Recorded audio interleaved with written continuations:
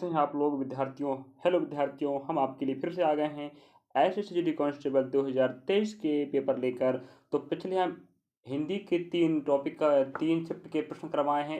1 फरवरी 2023 के पहला shift, second shift, third shift. हम बाकी 2 शिफ्ट के और प्रश्न हल करवा देंगे, जिससे आपके पास 5 शिफ्ट के प्रश्न हो जाएंगे। तो आप देख सकते हो कि 5 शिफ्ट किस प्रकार का प्रश्न पूछा है।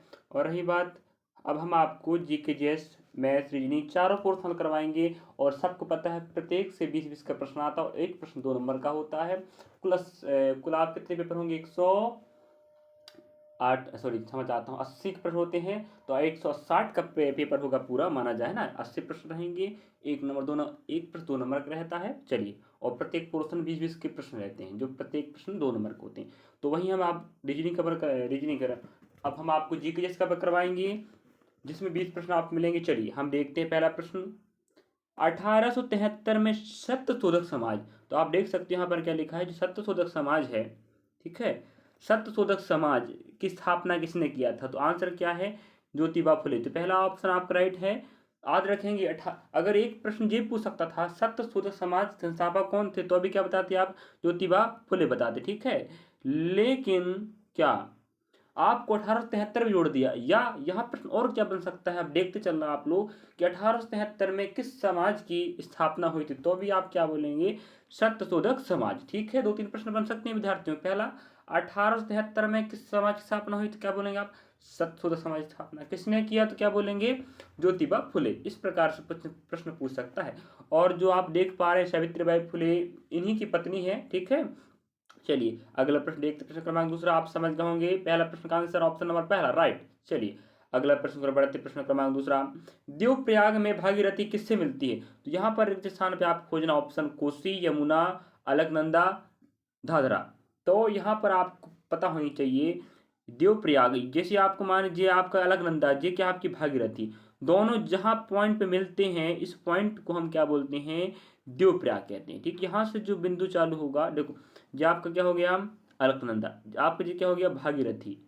दो नदियां आपस में यहाँ मिलेंगी, इस पॉइंट को हम क्या बोलते हैं? देवप्रयाग कहते हैं। और यहीं से आपका क्या चालू होता है? गंगा नदी। क्या चालू होती है? गंगा नदी, ठीक है। समझ रहे? नहीं समझ पा रहे हैं आप लोग? समझ गए होंगे। चलिए, तो भागीरथी और अलकनंदा के मिलान को हम देवप्रयाग कहते हैं। और उसी देवप्रयाग से कौन सी नदी की शुरुआत होता है? गंगा नदी।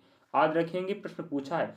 और जो आप कोसी नदी देख पा रहे हो, कोसी नदी को हम क्या बोलते हैं? बिहार का शोक। किसे? बिहार का शोक कहा जाता है। किस नदी को? कोसी नदी को। याद रखेंगे, यह प्रश्न पूछा है, बिहार का शोक किस नदी को कहते हैं, तो आप क्या बोलेंगे? कोसी नदी।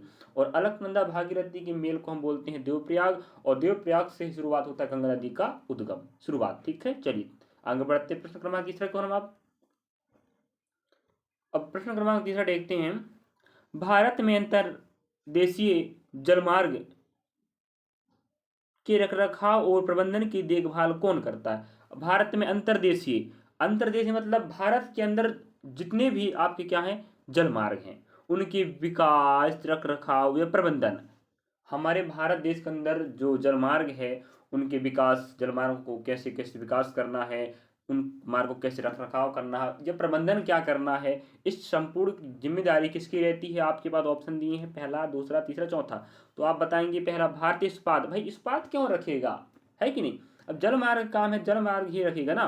पहला ऑप्शन आप कट गया, ठीक है, पहला ऑप्शन आपका हो सकता है। भाई इस्पात कह रहा है, भाई जलमार्ग देखो ना, जलमार्ग जलमार्ग का काम जल मंत्रालय ही संभालेगा, पहली बात। चल, बी नंबर, भारतीय विमान। भाई ये तो विमान वाला हो गया, आसमान का। जे तीसरा, भारतीय अंतर्देशीय जलमार्ग प्राधिकरण। जे आपका राइट आंसर है। तीसरा, भारतीय राष्ट्रीय राजमार्ग प्राधिकरण, जिसे एनएच बोलते हैं, एनएच, ठीक है, एनएचए। अब रही बात, चौथा ऑप्शन आपको सड़क है ना, आप देख रहे हैं NH30, NH37, जो भी क्रमांक बोलते हैं, उन सब का देखभाल कौन करता है? चौथा नंबर करता है, ठीक है। और रही बात, जो भारतीय अंतर्देशीय जलमार्ग, जलमार्गों का देखरेख कौन करता है? ऑप्शन नंबर तीसरा करता है। और बाकी सड़क हैं जो आपकी जमीन पर रहती है, इनकी देखभाल कौन करता है? आपका भारतीय राष्ट्रीय राजमार्ग प्राधिकरण, NHAI जिसे कहते हैं, ठीक है। चलिए, नेशनल हाईवे आप जानते होंगे। चलिए अगला बढ़ते हैं, प्रश्न क्रम। इस प्रकार हम व्याख्या सहित आपको सभी ऑप्शन थोड़ा थोड़ा जानकारी देते रहेंगे, जिससे अगर उससे संबंधित कोई प्रश्न पूछे तो आप आराम से बना सकते हो, ठीक है कि नहीं? इतनी जानकारी बहुत काफी। चलिए प्रश्न क्रमांक तीसरा हो गया, चौथा की ओर बढ़ते हैं हम आपके लिए अब। अब प्रश्न क्रमांक चौथा कहता है अर्थशास्त्र। अर्थशास्त्र एक पुस्तक है और अर्थशास्त्र एक विषय भी होता है जिसके जनक कौन कहलाते हैं? एडम स्मिथ कहलाते। ठीक है, एडम स्मिथ आप जानते होंगे। ठीक है, जिसे हम क्या बोलते हैं? अर्थशास्त्र का जनक कहते हैं। अर्थशास्त्र एक पुस्तक है, इसके लेखक कौन? कौटिल्य है। और इन कौटिल्य को हम विष्णुगुप्त भी कहते हैं। क्या कहते हैं? विष्णुगुप्त भी कहते हैं। और क्या कहा जाता है इन्हें? कौटिल्य, विष्णुगुप्त, और इन्हें कहते हैं भाई चाणक्य भी कहते हैं। क्या कहते हैं? चाणक्य भी कहा जाता है। तो आप समझ गए होंगे। क्या समझ गए? अर्थशास्त्र एक विषय भी होता है जिसके क्या जनक एडम स्मिथ कहलाते हैं। और अर्थशास्त्र के एक पुस्तक है जो राजनीति संबंधित है। ठीक है, और रही ध्यान रखना, अर्थशास्त्र एक विषय होता है जिसके जनक एडम स्मिथ कहलाते हैं। अर्थशास्त्र एक पुस्तक है जो राजनीति संबंधित है, प्राचीन काल के राजा महाराजों से, जिसके लेखक कौन है? कौटिल्य है, जिसे विष्णुगुप्त भी कहते हैं और चाणक्य भी कहते हैं। समझ पा गए आप लोग? चलिए अब थर्ड ऑप्शन की बात करें, मैगनीज। जो मैगनीज है आपके पास, आप देख पा रहे होंगे। ठीक है, ये थोड़ा रुकिए जरा आप लोग। चलिए अब हम बात करें आपके पास मैगनीज की बात करें। जो तीसरा ऑप्शन आपके पास है, ये एक लेखक है। इनकी पुस्तक का नाम क्या है? इंडिका है। क्या है? इंडिका। इंडिका तो आप जाने होंगे, इसको भी कई बार प्रश्न पूछता है। उसके बाद विशाख दत्त, चौथे ऑप्शन। इनका नाम एक लेखक है, इनकी पुस्तक का नाम क्या है? मुद्रा राक्षस। क्या है? मुद्रा राक्षस। तो इनकी पुस्तक को जानिए आप लोग, मुद्रा राक्षस। ठीक है, फिर रिपीट कर देता हूं मैं। मैग स्नीस की पुस्तक का नाम इंडिका है और विशाख दत्त की पुस्तक का नाम क्या? मुद्रा राक्षस है। इन्हें भी एग्जाम में पूछा जा चुका है। कौटिल्य को विष्णुगुप्त भी कहते हैं, चंद्रगुप्त भी कहते हैं, जिनकी पुस्तक का नाम क्या है? अर्थशास्त्र। और अर्थशास्त्र एक राजनीति से संबंधित है। ठीक है, और अर्थशास्त्र एक विषय होता है जिसके जनक कौन कहलाते हैं? एडम स्मिथ कहलाते हैं। चलिए आगे बढ़ते हैं प्रश्न को, हम आप समझते होंगे। चलिए प्रश्न क्रमांक हम चौथा कर लिया, पांचवा प्रश्न देखते हैं। किस खेल का मैदान प्रायः अंडाकार होता है जिसके बीच में एक आयताकार क्षेत्र होता है? जो 22 गज, मतलब 22 गज आप समझ गए होंगे। अगर आप खेल खेले होंगे, उस खेल के बारे में जानते हो, जरूर जान गए होंगे। 20.12 मीटर लंबा, और फिट बात करें चौड़ा में 10 फीट होता है, और मीटर में 3.04 मीटर होता है। अगर आप देखे होंगे, वो राइट आंसर आप क्रिकेट है। लॉन टेनिस, वॉलीबॉल और बास्केटबॉल, इन तीनों का जो मैदान होता है वो कैसा होता है? चौकोर होता है। चौकोर हम कह 4 कोनों वाला होता है, या हम आयत कह सकते हैं। आयत कह सकते हैं, नहीं है। लॉन टेनिस, वॉलीबॉल और बास्केटबॉल जो मैदान है इनके आयताकार होता है। लेकिन क्रिकेट आप देखोगे इस प्रकार का रहता है। क्रिकेट का मैदान रहता है इस प्रकार का। यहाँ आप क्या मिलेंगे? जे मिलेंगे। ठीक है, आपको आसपास अंडाकार रहेगा, बीच में आयताकार रहता है, और पूरा 22 गज का होता है, मतलब 20.12 मीटर का, और चौड़ा कितना हो? 10 फीट। ठीक है, आप जरूर जानते होंगे अगर क्रिकेट खेले होंगे तो इस प्रकार का मैदान रहता है। अगर आप इस खेलों से वाकिफ नहीं है तो आप देख सकते स्क्रीन पर। चलिए अगला प्रश्न क्रमांक पांचवा का राइट आंसर क्या? क्रिकेट है। अगर हम क्रिकेट की बात करें तो क्रिकेट में कितने खिलाड़ी होते हैं? 11 खिलाड़ी होते हैं। और क्रिकेट का जनक किसे कहा जाता है? पता है किसी को? क्रिकेट का जनक किस देश को कहा जाता है? वो क्या है? इंग्लैंड है। क्या है? इंग्लैंड। ठीक है, याद रखेंगे, इंग्लैंड। क्रिकेट के जनक इंग्लैंड कहा जाता है। इंग्लैंड की राजधानी क्या है? लंदन है। क्या है? लंदन। ठीक है, चलिए आगे बढ़ते हैं प्रश्न की ओर। अब हम प्रश्न क्रमांक छठवा की बात करें। चलिए, भारत के संविधान का निम्नलिखित में से कौन सा अनुच्छेद कुछ दशाओं में गिरफ्तारी और निरोध संरक्षण करता है? चलिए, तो यह प्रश्न एग्जाम पूछ चुका है। इसका राइट आंसर आपका ऑप्शन बी है। ठीक है, भारतीय संविधान का अनुच्छेद 22 कहता है कुछ दशाओं में गिरफ्तारी और निरोध से संरक्षण प्रदान करता है।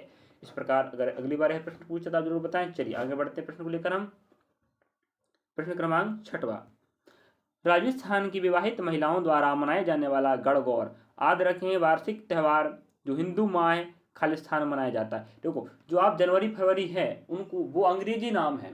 हिंदू जो माह जैसे चैत्र, बैसाख, कार्तिक, आश्विन, ये आपके 12 महीनों के हिंदी नाम अलग अलग हैं। जो आप नाम जनवरी फरवरी जानते हैं, जो अंग्रेजी नाम कहलाते हैं, और हिंदू नाम आप जा सकते हैं चैत्र।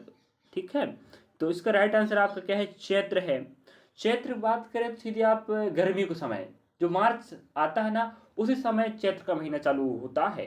तो जो हम कह सकते हैं यहाँ प्रश्न क्या बन सकता है?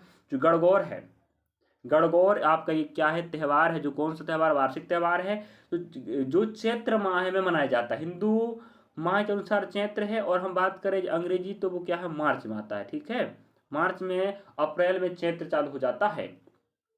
और हम बात करें गणगौर जो वार्षिक त्यौहार है, किस कब राज्य की त्यौहार कह सकते हैं, किधर मनाया जाता है, तो हम क्या बताएंगे, राजस्थान। और राजस्थान की राजधानी क्या है, जयपुर, क्या है, जयपुर, जिसे हम क्या बोलते हैं, पिंक सिटी या गुलाबी नगर। क्या, चैत्र है जो आपका हिंदी मासिक नाम है, जिसे हम गर्मी की बात करें जनवरी फरवरी जी आप अंग्रेजी नाम कहलाते हैं, उसमें आपको मार्च में आता है।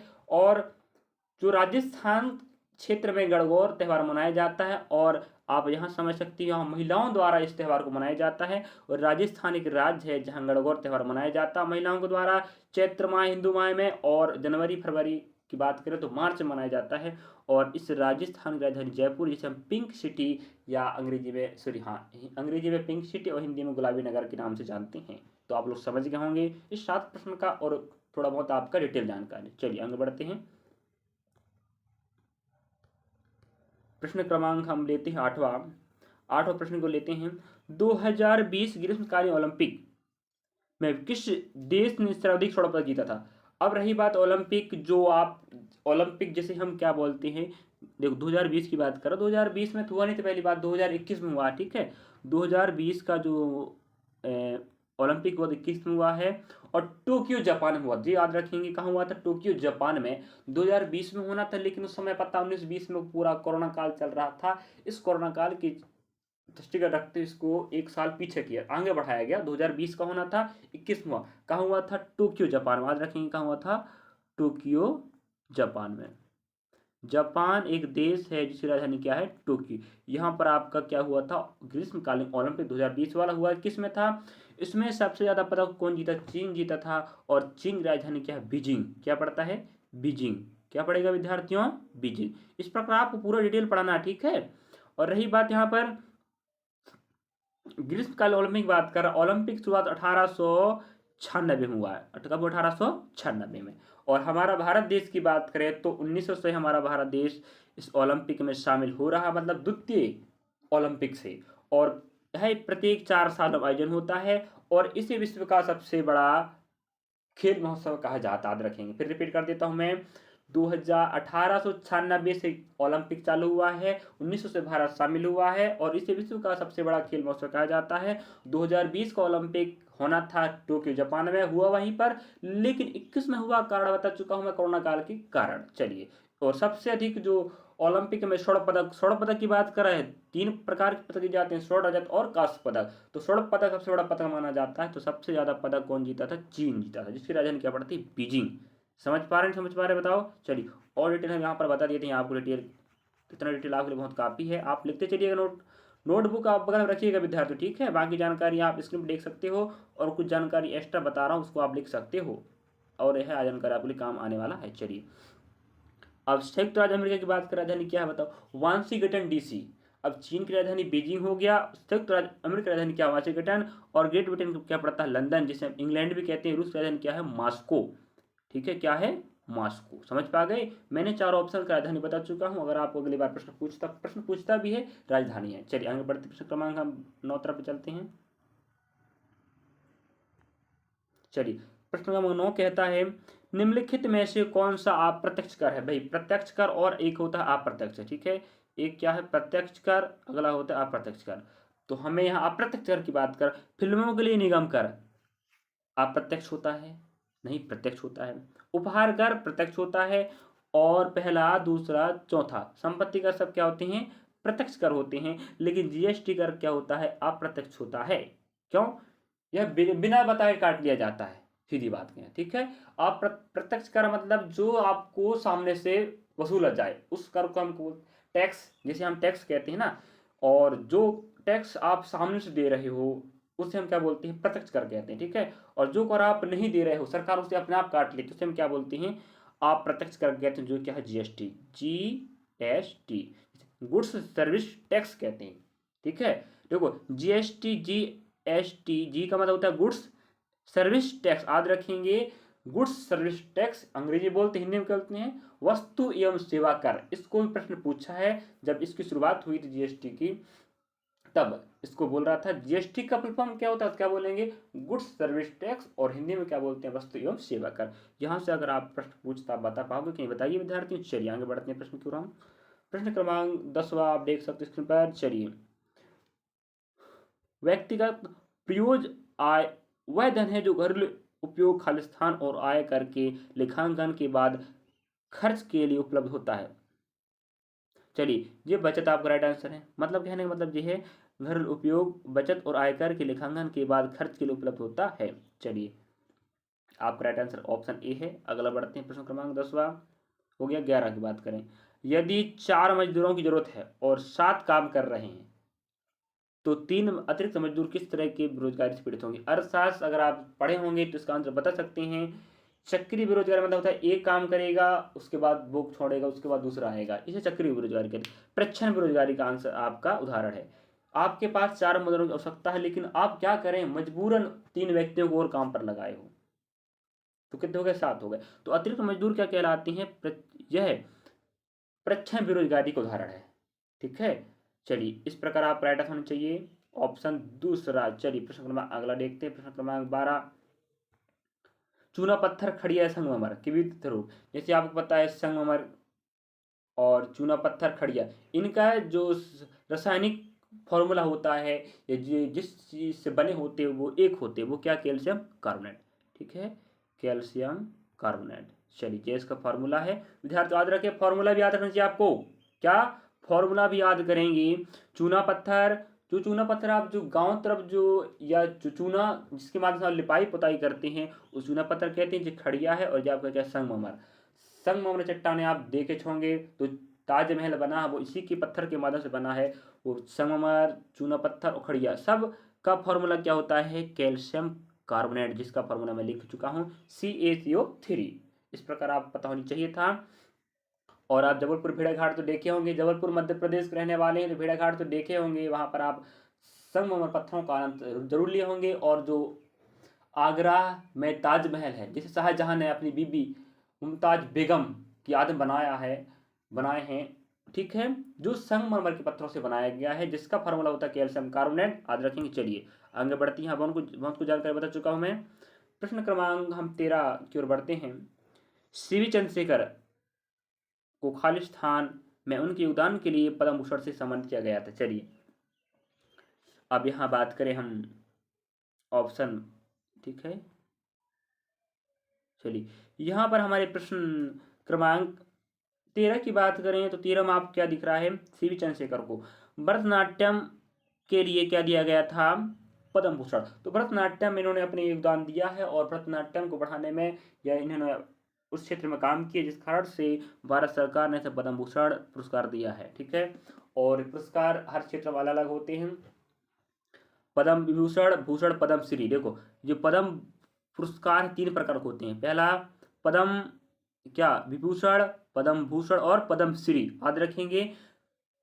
पद्म जो पद्म पुरस्कार होते 3 प्रकार के होते हैं। पहला पद्म विभूषण, पद्म भूषण और पद्म श्री। आप लोग लिख लीजिएगा, मैं हिंट करके डायग्राम के माध्यम बता दे रहा हूं, आपको नोटबुक रखना, उसके बगल में आप लिखते चलिएगा।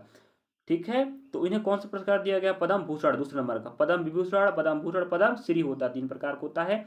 जो किस क्षेत्र में दिया गया, क्या बोलेंगे आप, भरतनाट्यम। आप रही देखो, भरतनाट्यम, कुचिपुड़ी, कथक और मणिपुरी, ये शास्त्रीय नृत्य कहलाते हैं। ठीक है, यहाँ चारों ऑप्शन सबके सब क्या शास्त्रीय नृत्य हैं, जो भारत में बहुत अधिक प्रचलित हैं। जो आप देख पा रहे हो क्या, मणिपुरी, यह मणिपुर में प्रसिद्ध है। कथकली केरल में प्रसिद्ध है, और कुचिपुड़ी आंध्र प्रदेश में, भरतनाट्यम तमिलनाडु में। अगर मैं दोबारा पूछूं तो आप बता पाओगे क्या, पद्म विभूषण दूसरे नंबर का है, पद्म विभूषण, पद्म भूषण, पद्म श्री, तो इन्हें पद्म विभूषण मिला है भरतनाट्यम के शास्त्रीय नृत्य के कारण। और मणिपुरी एक शास्त्रीय नृत्य है जो मणिपुर में प्रचलित है, जिसकी राजधानी इम्फाल है। कथक केरल में प्रचलित है, जिसकी राजधानी तिरुवनंतपुरम है। कुचिपुड़ी जो आंध्र प्रदेश में, जिसकी राजधानी क्या है, अमरावती है। और भरतनाट्यम जो तमिलनाडु में, जिसकी राजधानी क्या है, चेन्नई, जिसका प्राचीन नाम क्या है, मद्रास। इस प्रकार हम आपको जानकारी बताते चल रहे हैं, आप लोग पढ़ते चलिए और आपने पढ़ाई को आगे बढ़ाते रहिए। चलिए आगे बढ़ते हैं। प्रश्न क्रमांक अगला, इस प्रकार आपको हल करना था जानकारी को, और आप ध्यान रख विद्यार्थियों, एक नोटबुक बगल में रखिए और प्रश्न के साथ साथ ऑप्शन लिखना, और जो डिटेल मैं एक्स्ट्रा बता रहा हूँ उसको आपको नोटबुक में नोट करना। चलिए ठीक है, आगे बढ़ते हैं। प्रश्न क्रमांक 14 लेते हैं। चलिए हाँ, अब ये साइंस का प्रश्न आया है। क्षारक लाल लिटमस को क्या कर देता है? नीला कर देता है। क्षार जानते हैं, क्षार और अम्ल, स्कूलों में आप देखोगे इतनी लंबी जो पट्टी नुमा होती है, इसे हम क्या कहते हैं? लिटमस पेपर कहते हैं। जो अगर क्षार है, देखो दो प्रकार के पेपर होते हैं, एक नीला एक होता है लाल, ठीक है। इन्हें हम क्या बोलते हैं? लिटमस पेपर कह रहे हैं। लिटमस क्या कह रहे हैं? पेपर कह रहे हैं। जो दो प्रकार के होते हैं, लाल नीला। अगर क्षार है तो लाल को क्या कर देता है? वो नीला कर देता है, ठीक है। और अम्ल नीला को लाल कर देता है। इतना याद रखेंगे। और यहाँ से वहाँ दोनों चीज पूछे गए तो भाई अभी क्षार के बारे में पूछ रहा है। क्षार नीला लाल को नीला कर देता है और अम्ल नीला को लाल कर देगा। समझे बात? ना समझे? समझ गए होंगे। चलिए आगे बढ़ते हैं। और स्कूलों में देखे होंगे आप लोग, एक नीला लिटमस होता है, एक लाल होता है। तो क्षार होता है लाल को नीला कर देता है, और अम्ल क्या होता है? नीला को लाल कर देता है। याद हो गया कि नहीं बताइए? चलिए आगे बढ़ते हैं। प्रश्न क्रमांक 15 की ओर। निम्नलिखित में से क्या औद्योगिक विकास की हानि है? अब हम बात करें औद्योगिक विकास। सभी देशों में उद्योग इतनी तेजी से तरक्की कर रहा है कि जगह जगह पर उद्योग बन रहे हैं, प्रदूषण फैल रहा है, लोगों को व्यवसाय मिल रहा है, संपत्ति सरकार की बढ़ रही है कि नहीं? अगर हम पहला ऑप्शन कहें तो बिल्कुल सत्य है। औद्योग विकास से हानि है भाई, प्रदूषण हो रहा है ना, है कि नहीं? कितना प्रदूषण बढ़ गया। दिल्ली में देखो प्रदूषण, कोहरा छाया रहता है। अभी तो ज़्यादा कोहरा छाता है। कोहरा तो वो ठीक है, वो तो वायु प्रदूषण का और ज़्यादा कोहरा फैला रहता है। तो समझ गए आप लोग। उच्च राजस्व संग्रह, इसमें कोई दिक्कत नहीं। जितना विकास होगा उतना पैसा जुड़ेगा। सतत विकास होगा, आर्थिक विकास होगा। हाँ, ऑप्शन पे दूसरा, तीसरा, चौथा, इसमें कोई हानि नहीं है। औद्योगिक विकास से इन तीनों का फायदा होगा। लेकिन जितना औद्योगिक विकास करोगे बेटा विद्यार्थियों, उतना ज़्यादा क्या होगा? प्रदूषण होगा। इस प्रकार 15 का राइट आंसर ऑप्शन ए है। चलिए आगे बढ़ते हैं। प्रश्न क्रमांक 16 लेते हैं, ठीक है। प्रश्न क्रमांक 16 की बात करें तो जुलाई 2022 में भारत की राष्ट्रपति कौन बनी है? द्रौपदी मुर्मू, ठीक है। चलिए हम बात करें, भारत के पहले राष्ट्रपति कौन हुए? डॉक्टर राजेंद्र प्रसाद। कौन? डॉक्टर राजेंद्र प्रसाद, ठीक है। आज रखेंगे, डॉक्टर राजेंद्र प्रसाद जी भारत के पहले राष्ट्रपति हुए। वर्तमान में द्रौपदी मुर्मू जी है। इसके पहले कौन थे? रामनाथ कोविंद थे। इसके बाद कौन थे? प्रणब मुखर्जी थे। तो याद रखना आपको, भारत के पहले राष्ट्रपति डॉक्टर राजेंद्र प्रसाद जी है। वर्तमान में द्रौपदी मुर्मू जी है, जो जुलाई 2022 से बनी, वर्तमान में भी है। इसके पहले कौन थे? रामनाथ कोविंद थे। इसके पहले कौन थे? प्रणब मुखर्जी थे, ठीक है। इतना याद रखें, द्रौपदी मुर्मू, रामनाथ कोविंद और प्रणब मुखर्जी, और पहले कौन है? डॉक्टर राजेंद्र प्रसाद। चलिए इस प्रकार से हम बात कर, स्मृति ईरानी जो पहली जो केंद्रीय मंत्रिमंडल थी, अभी चुनाव में हार गई संसद का, तो उन्हें पद हटा दिया गया। तो उसके पहले जो कहते महिला एवं बाल विकास मंत्री रह चुकी है, वर्तमान में नहीं है, क्योंकि इन्होंने सांसद का चुनाव हार गई है। चलिए अगला बढ़ते, प्रश्न क्रमांक 17 हो गया, सॉरी 16 हो गया, 17 को बढ़ते हैं।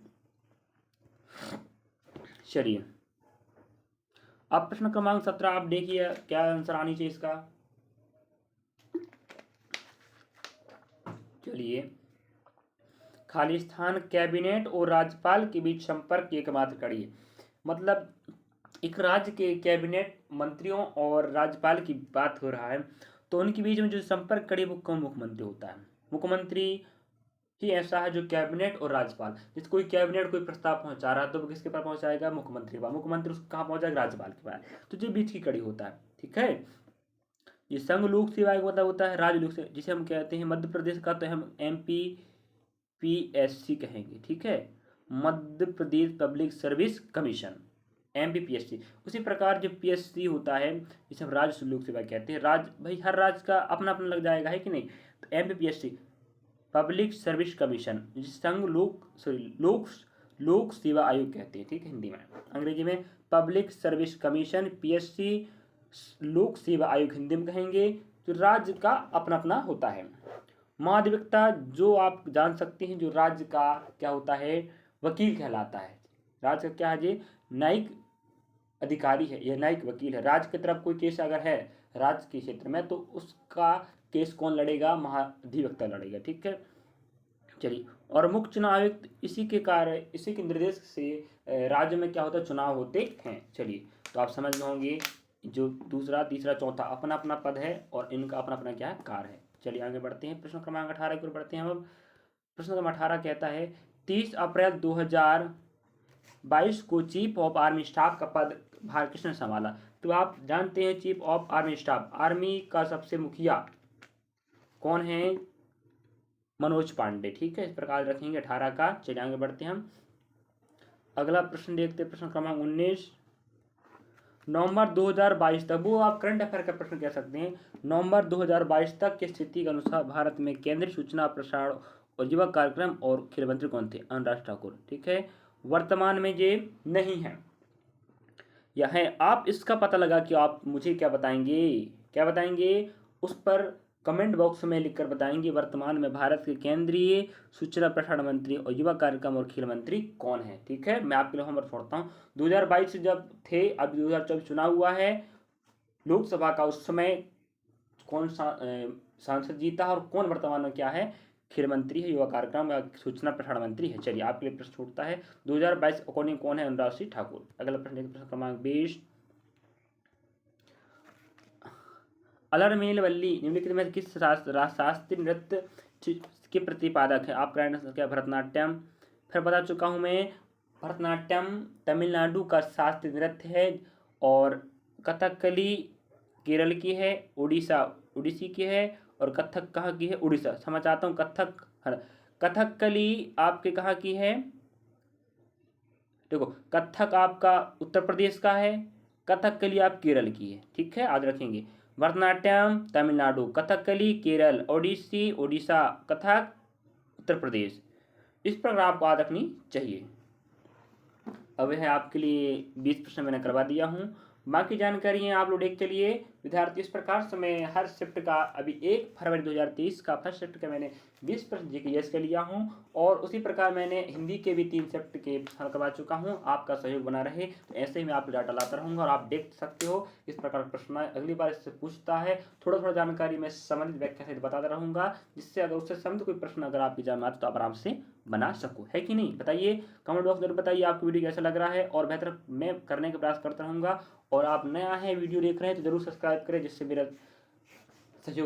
आपका सहयोग बना रहे और मेरा हौसला बढ़ता है कि मैं और बेहतर करता रहूँ। लोग मुझसे जुड़ रहे हैं और उनके लिए मैं कुछ अच्छा काम करता रहूँ। चलिए, थैंक यू, धन्यवाद। इस प्रकार मैं 20 प्रश्न बताया, अगला हम कुछ सेकेंड शिफ्ट का प्रश्न लेकर आएंगे 20 वाला। चलिए।